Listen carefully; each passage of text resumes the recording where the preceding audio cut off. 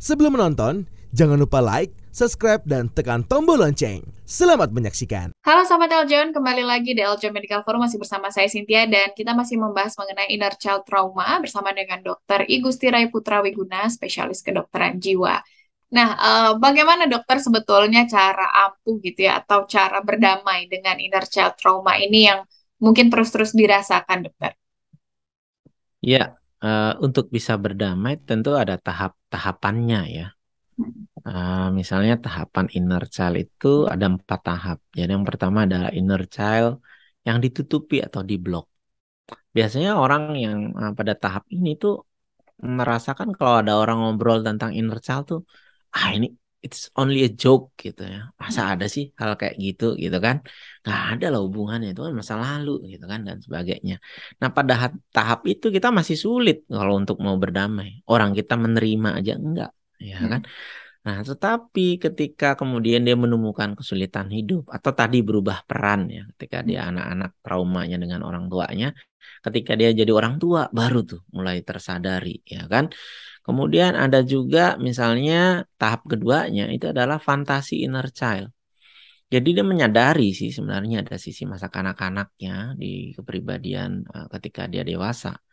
Tetapi dia hanya akan melihatnya adalah sisi-sisi baiknya. Nah, biasanya juga tergantung budaya ya, kultur nggak boleh lah ngomongin yang jelek-jelek orang tua ya kan. Enggak, orang tua saya sih oke ya kan dan sebagainya. Hanya melihat hal-hal baiknya. Nah, tapi pura-pura ya, bahwa sebenarnya ada juga luka-luka di dalam hatinya.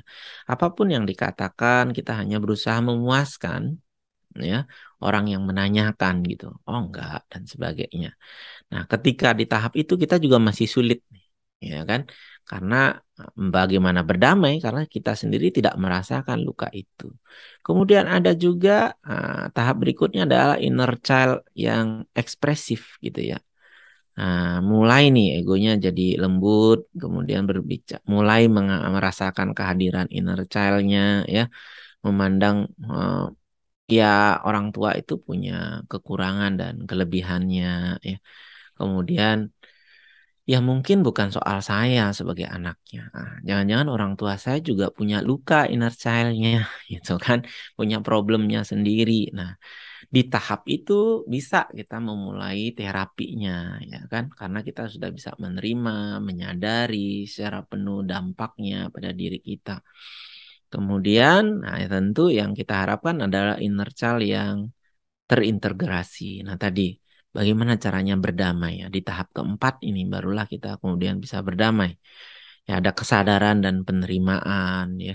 Ketika membicarakan hal-hal buruk itu ya itu bagian dari kehidupan saya. Bukan berarti orang tua saya jahat dan sebagainya. Ya, jadi eh, istilahnya sama dengan kayak ketemu mantan, kita lupa dulu pernah pacaran, ya kan? Artinya no hard feeling, gitu. Nah, pada tahap itu tentu ada proses-proses yang kita lalui, ya. Eh, Kalau misalnya mendapatkan bantuan profesional, misalnya membuka layer itu karena keywordnya adalah unfinished business, biasanya dengan pendekatan saya lebih suka ngomongnya kursi kosong ya, empty chair, jadi gestalt terapi. Jadi kita bawa yang bersangkutan ke bawah sadar, kemudian memunculkan apa hal-hal yang sebenarnya ingin dia katakan.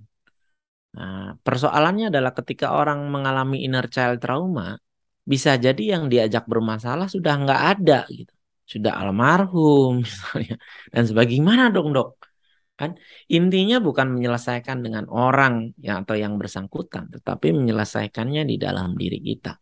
Nah, hal-hal itu bisa kita ungkapkan. Jadi mengekspresikan semua hal itu, bagaimana kita terluka untuk hal itu, apa hal-hal yang belum kita sempat sampaikan saat itu. Nah, ketika itu bisa rilis, lalu kemudian menerima, ya. Atau kemudian dalam gestalt terapi ini, kursi kosong ini kita bisa menghadirkan diri kita yang dewasa dengan diri kita yang di masa kanak-kanak gitu. Nah, ya, bisa jadi orang yang masa kanak-kanak itu. Kemudian kita ingat apa hal-hal yang kita ingin sampaikan pada diri kita yang sekarang, lalu kita menjadi peran yang sekarang gitu loh, menerima, oh iya, maaf ya, saya nggak bisa hadir saat itu. Kamu sendirian menghadapi hal itu, tapi sekarang saya notice, jadi saya memahami bahwa kamu tetap ada dalam diri saya. Jadi kamu masih punya kebutuhan-kebutuhan, ya kan, yang belum bisa terpenuhi. Oke, sekarang saya mau memenuhi ya kebutuhan-kebutuhan itu. Oke, kamu perlu apa? Tadi kamu sampaikan kurang apresiasi. Jadi secara sadar saya akan mengapresiasi apapun yang saya lakukan saat ini, ya kan? Jadi hal itu didapat dari diri kita sendiri, bukan dari orang lain. Nah, itu proses kita pada akhirnya adalah mampu berdamai. Itu bagian dari masa lalu kita. Dan mulai sekarang, saya akan merespon masalah-masalah masa kini dengan perspektif masa kini, bukan dari hal-hal yang dulu. Mari kita tanyakan misalnya, kenapa kita marah pada pasangan kita? Jangan-jangan sebenarnya bukan marah sama pasangan kita, tapi marah pada sosok ayah kita yang dulu. Kan? Nah, itu misalnya. Jadi yang mudah adalah mulai menyadari apakah sesungguhnya kita mempunyai masalahnya sekarang, atau masalah sekarang tuh hanya men-trigger ya ingatan kita masa yang lalu gitu. Itu sih. Hmm. Oke, kalau biasanya kan hal-hal traumatis ini mungkin akan berpengaruh tingkah laku ya dokter ya, kemudian Ya. emosi. Kalau kontrol emosi yang buruk itu mungkin bisa jadi juga bagian dari inner child trauma ya dokter mungkin. Iya, iya. Nah, inilah uniknya ya kalau soal anger issue ya. Hmm. Biasanya muncul justru dari pengalaman buruk yang orang tuanya punya masalah yang sama, punya anger issue. Jadi ada satu klien saya misalnya ketika dia kecil sekali, dia punya ayah yang workaholic, dia harus kerja dan sebagainya. Cita-citanya adalah membahagiakan keluarganya lewat materi. Jadi kalau bisa tiap 3 tahun sekali pindah rumah yang lebih besar, ya kan, dan sebagainya. Tetapi stres itu dia bawa ke rumahnya. Dan dia bercerita ketika usia 6 tahun, 8 tahun, dia sudah mendapatkan pelajaran, mendapatkan apa ya, amarah dari ayahnya. Padahal problemnya itu di tempat kerja. Ini marahnya anak-anaknya. Bisa nggak kamu diam sebentar? Ya kan, papa tuh capek. Ya kan, kerja dan sebagainya. Umur 6 tahun loh. Ya kan, dan sebagainya. Nah, eh, itu masuk di dalam memori kita. Walaupun dalam pertumbuhan itu kita tahu, aduh saya nggak akan jadi orang seperti ayah saya. Saya benci orang yang seperti itu dan sebagainya. Lalu kita tumbuh menahan amarah itu. Karena nggak boleh, saya nanti jadi ayah saya dan sebagainya. Ya toh, setiap hari jadinya muncul begitu. Saya nggak boleh seperti ayah saya nggak boleh seperti ayah saya. Ya kan? Nah, justru terbangun di bawah kesadaran kita. Lalu ketika dia tumbuh dewasa menghadapi masalah-masalahnya, lah kok tiba-tiba dia merespon yang sama, ya kan, menahan amarahnya lalu tiba-tiba meledak. Lebih parah lagi kemudian jadi menyesali gitu loh. Aduh, kok saya jadi orang yang saya benci ya? Saya gagal nih, nah sebagainya. Lebih muncul amarah lagi. Jadi kayak cycle seperti itu, ya. Nah, jadi kadang-kadang tahu saja bahwa ada luka itu tidak serta-merta mengubah seseorang, ya, tetapi perlu proses. Nah, jadi kalau orang punya anger issue itu macam-macam. Yang pertama bisa jadi mudah marah, tapi mudah hilang gitu. Tapi gampang banget untuk hal-hal yang kecil tuh gampang marah. Ada. Atau yang kedua misalnya tuh sulit sih marahnya, tapi begitu marah bisa jadi kayak apa, orang nyewa wayang nih, 1 hari 3 hari 3 malam marahnya, ya kan? Atau anger issue itu ada juga orang yang tidak bisa marah. Aduh, marah itu dosa, ya kan, dan sebagainya. Ketika dia tidak mampu marah, diperlakukan buruk pun, misalnya dari rekan kerja, dari keluarga, diterima-terima aja. Yang jadi adalah misalnya gangguan psikosomatis, jadi banyak keluhan fisik lah, jadi ngerasa sakit jantung, dan sebagainya. Itu anger issue juga. Dan semua itu bisa jadi berkaitan salah satunya dengan inner child. Walaupun bisa juga kan karena faktor-faktor lain. Misalnya penyalahgunaan narkotika dan psikotropika. Jadi nggak punya masalah inner child pun bisa tuh ketika dewasa punya anger issue, atau trauma yang baru muncul ketika dewasa, misalnya menjadi korban kriminal, penyiksaan, pemerkosaan, bisa juga, ya kan. Tapi bisa jadi itu ada masalah yang bukan sekarang, tapi luka di inner child itu. Oke. Tapi dokter selain orang tua ya dokter ya, mungkin kan lingkungan yang mungkin toksik, entah itu Hmm. Selain orang tua gitu ya dokter ya, entah teman Hmm. masa kecil atau segala macam juga bisa membantu dokter membentuk inner child trauma ini. Ya, tentu siapapun yang mempunyai peran ya di dalam masa kecil kita. Tidak selalu orang tua. Apalagi zaman sekarang ya. Hmm. Orang anak-anak tuh lebih banyak kedekatannya dengan pengasuhnya. Hmm. Iya kan? Berapa banyak misalnya anak-anak sekarang yang umur 2 tahun, 3 tahun. Kata pertamanya adalah nama pengasuhnya. Ya. Bukan mama, bukan papa. Bisa jadi. Nah, hati-hati juga memilih pengasuhan. Ya kan? Pengasuhnya. Bisa juga misalnya mengasuh kakek neneknya. Ya kan? Atau gurunya. Gitu kan. Nah, di masa kecil itu guru juga sangat berpengaruh. Ya, atau misalnya juga sahabat atau teman baik kita. Nah, circle kita nih, misalnya kalau anak-anak tuh punya sahabat lah, 4-5 orang, ya kan, geng-gengan nih. Nah, itu juga akan sangat berpengaruh pada diri seseorang.